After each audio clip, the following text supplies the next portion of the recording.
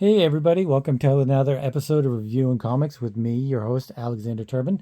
This week we're delving into the works of Gordon Deary and Tom Grummett with Shadowwalker from Aircel, a 1988 comic. But before we get into that, I'd like to show you some of my own work that if you guys are interested, you could help the channel and help my own art career and maybe check out some cool stuff if you think it's cool anyway. I produce a full-size, full-color 12-page comic book for my patrons on at patreon.com/Alexander Turbin. And like I said, it's 12 pages, full size, full color, and it's only $2 a month. I also have these on alexanderturbin.com, my website, and which I have all of the random accesses and Mutandis and Forlorn and all the other stuff that I've produced over the years. And or you could just check me out at AlexTurbin0441 at Instagram, and I'm usually posting all of my stuff there. But let's get back to checking out Shadowwalker. Like I said, it's Aircel from 1988, and Aircel always has the coolest comics. And like I said also before, that it was written by Gordon Deary with art by Tom Grummett. And I, right off the bat, I love this cover. This is one of the books when I was pulling out books that I started doing reviews on the channel, that I was like, I'm definitely reviewing that, because that's just a beautiful cover. I love the design of it. I mean, it's just it's flowing. It's got a dynamic intensity. It's really everything that you could possibly want on a cover. It's got mystery. It's got it doesn't show the creature. It shows its shadows or whatever, and it's got some. It looks a lot like something that you would see from a French cartoonist, Bilal or even Mobius at some point. But yeah, I really love the cover. Tom Grummett, he's the artist. Like I said, he went on to do some Teen Titans and Superman, Batman, and regular comic work for the DC and stuff. And it's just not, doesn't look as dynamic and flowing as this does. It really I think he maybe watered down, he either watered down his style to conform a little bit, or maybe the inker just kind of whitewashed his work. But either way, this is beautiful and flowing and dynamic. And later on, it looks a little bit just not as intense as this is. I really, one of the things that I really love about this comic, and I have to say this, is the gray tones.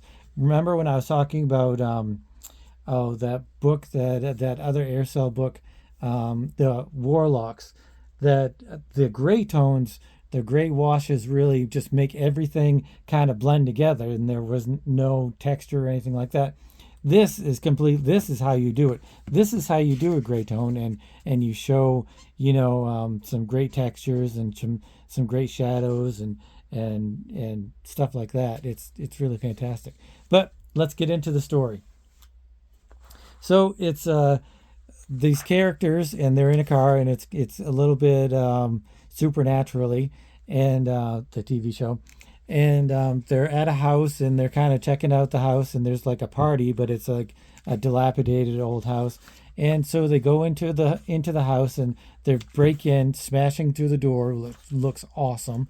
And he sees that there's some demons or demon-like people, and he's got the shotgun, and he blows them apart. And this is fantastic action. And he breaks into. Is that it? Yep. He breaks into the door, and there's like a demonic possession, demon summoning ritual kind of thing. And I love how the smoke is going up, and I love the layout and the design of the book, and how it's just so full of life. This is exactly how you want a comic to look. You want it to look full of life, full of action, full of ambiance. You want to be living in the story with these characters, and that's really what happens. I mean, he disrupts their ritual using some sort of spell or something, and he's with another guy who has like a cool staff, and there's magic bolts flying around, and Shadowwalker takes him out with a punch, and so it kind of ends the whole ritual, and he smashes the idol that was kind of powering the whole thing, and the cultist dies, and they free all of the kids who are going to be, I assume, sacrificed to the demon uh, um, when they did bring it up from hell or wherever, aliens. I don't know. That's one of the things that I'm a little bit confused about. It has all of these creatures that are demonic and stuff, but I think that they're aliens, and I think that that is also the case with all of the warlock stuff. So Gordon Deary seems to love this mystical, magical thing, but he also likes to kind of root in reality, whereas aliens, I think, are a little bit more plausible than demons. So he just kind of does that. So the kids run away, and they're like, "Oh, we saved them," and blah blah blah blah. So that's kind of just the ending of that little storyline there. And so we kind of hop to a part of the town or a part of a city where there's this news reporter, and that's another thing about his Gordon Deary's writing, is that it's so close to what I really love. Uh, like this could totally be a Lord of Illusions uh, type book, whereas or Hellraiser or something like that. But he just doesn't. There's something missing, and I think it's a visceralness. I think it's maybe it's a violence. It's just he tries to conform. It's like he brings it to the edge of not conforming to regular comic book fare, and then kind of just hits a wall and says, "No, I'm going to just turn this into a regular comic book written thing." So he's got this news reporter, and she's all angry because her editor changed the story that she was working on, and she's all pissed off, and she's walking down the street, and then she comes across this demonic looking guy, and they want to kidnap her or whatever, and they're creatures, and she supposedly has some psychic powers, and they bring that up, that she has psychic abilities, but it just kind of seems a little corny. Not completely corny, just ever so slightly hits the corny mark, where you want it to kind of go into one direction, where it just kind of falls slightly flat. I mean, I love the book, I love the writing, but there's just some parts to it where I just wish it would hit another note, I guess. And so she's attacked by these demonic looking people, and she gets away. She runs away, and they hit her with a blast of eldritch lightning. No, that's probably not true. It's probably an alien something, because these are all aliens. They're not demons. So maybe that is my problem with the story, is that they're aliens, not demons, and it just kind of loses a little bit of the magic, so to speak. And anyway, she runs away, and they almost catch up to her, and they've transformed into these alien-looking creatures.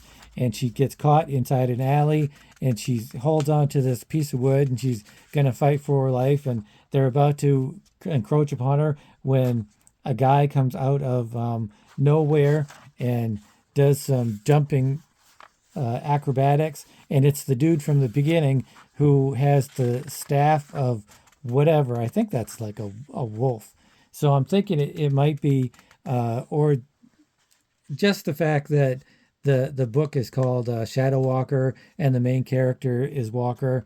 I think it might be tied to Native American lore or mysticism or something like that. So he saves her, and he gives her Shadowwalker's card, and he's like, contact him if you want to live. And so he says, run, I can't hold him off for very much longer. And so she takes off, and for some reason he tells her to throw her coat. I think because it had its scent on it, and so they rip up the coat, and this guy turns into like a werewolf creature, and I guess he slaughters the aliens or whatever. So I don't know why he just didn't do that, and instead of having her run away. So I love this panel right here. I love the perspectives in all of these. So I guess maybe he runs away. There were more coming, so the shaman, I guess, runs away, and the aliens are there, and they're like, the cops are coming, so let's clean this up and make it all better so that we don't get discovered. And it's like the beginning of any kind of big storyline. He's like, this is just the beginning of what's going to happen. And so there you go. There's Shadowwalker. Yeah, like I was saying, I love the art. Not one time, I just read this, and not one time did I get confused of where I was, or who was who, or what was going on. And like I said, I love the design. I love the perspectives of the houses and everything. I love this perspective of him knocking the door in, and everything flows beautifully. I love this open panel. I was talking to somebody who was a publisher a while ago, and or maybe I was talking to him. Maybe I was looking at their guidelines for submissions or something like that. And in the guidelines was never open the border panels like this. And I'm like, what? I do that all the time. I love that. So it opens things up. It lets the comic breathe. So anyway, he does this kind of stuff, smashing through the doors, which is fantastic. And there's just so much energy and excitement, and it just makes me want to keep reading it. It makes me want to turn the page. It makes me want to look from panel to panel. It makes me want to see what's gonna occur next. And really, you can't ask for anything else from a comic book than wanting to read the next panel, the next page, the next issue, the next volume, anything. You want to keep your reader engaged. That is the name of the game, engagement of the reader. And anyway, it's a beautifully looking book, and I really love how Tom Grummett's artwork is here. I might have to go and see some of the other stuff a little bit more detailed, see if any of it is as dynamic as this, because I really am loving this. But yeah, so this is a fantastic book. I would say Gordon Deary is a really good writer. He's got some strengths and some weaknesses, just like everybody else does. I would say his world building and his characterizations are some of his best strengths. His ideas and using the artist to create the ideas of the characters, of the world building, of the unique situations and the unique monsters and all of that kind of stuff is really a huge benefit to him. And but some of his weaknesses might be just that he isn't willing to go all of the way. I think, and that is how it is with a lot of us. You have to reach that limit in your capabilities, and then you have to pass it. You have to break through it. You have to change it. You have to try new ideas, try different things, and just push through the envelope of your art and your writing. And I kind of feel like he never really did that. I'm gonna have to check out all of the Warlock Fives. I've only read a couple issues, but we'll have to see about that. But this art is beautiful. I kind of wish it was in color because I really love his colors here. I love how it's almost monochromatic, but it's not quite. But it gives that air of consistency. And but I love his black and white stuff too. His gray wash and gray tones and zipitones and dual shades and all that stuff. I'm not entirely sure what medium he's working with, whether it's a ink wash or what, but I think that's what it is, an ink wash. But it's beautiful, beautifully done, beautifully rendered, beautifully inked, and I can't say enough about it. So I'm going to give this a solid 9. Maybe I would even I would say even more if the writing just didn't kind of hit its limitation, so to speak. But the art. If I was just grading it on the art, I'd say I'd give it a 10 because I think it's beautiful. But this was a huge surprise for me. I knew I liked the cover. I hadn't really looked inside it to see if the art correlated with the cover, but it really does. He goes full on. This is Tom Grummett's full on. I'm going to show the world what I'm capable of kind of thing, and it's beautiful. Anyway, I give it a 9.